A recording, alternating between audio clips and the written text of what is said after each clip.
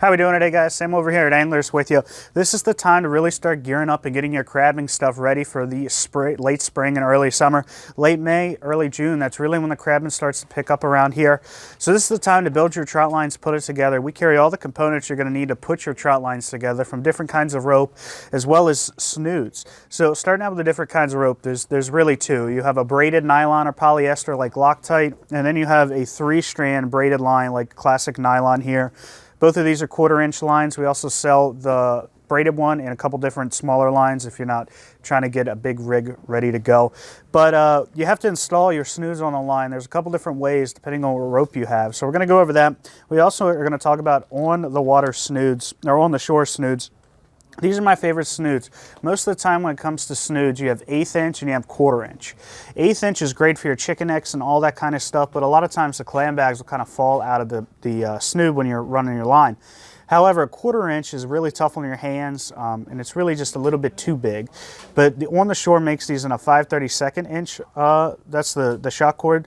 That is great in the middle line for you, and it holds both chicken necks and clam bags great. So starting out here, the classic, this would be your 1/4 inch 3-strand. So typically we would do about a 6-foot spacing on these, and all you have to do for this is pretty simple. You're going to open up the line like that and just have a little piece. You're going to stick the knot side through there like that, and once you have that on there, you're just going to take it and do an overhand knot over that, just like that. You could do a second one on this side, but you end up taking a lot away from your snood, and that's not going anywhere, so you don't really have to worry about that. But that's all it is to it. Some people do 4-foot spacings. You better be a pretty good dipper if you're doing 4-foot spacing. 6 foot is kind of the standard, and it does just fine. However, over here with the this Loctite, we also have this in white too if you want something a little bit easier to see. However, what I'll do with this is create a simple slip knot, which I'm just going to pull the line over the top like this, hold that in my left hand, and then I pull a loop into there just like that. From there, I just stick the end of my snood in there, make sure everything's good and tight, and I'll pull it tight, and you'll see it'll kind of wrap around itself, but it'll hold that tight. The advantage to the 2 knots that I showed you from each of these different lines is you can quickly undo these. If a snood pops, you lose the rubber side, something like that happens, it's really easy to replace. Another great thing about these On the Shore snoods is you'll see they have a second knot right here.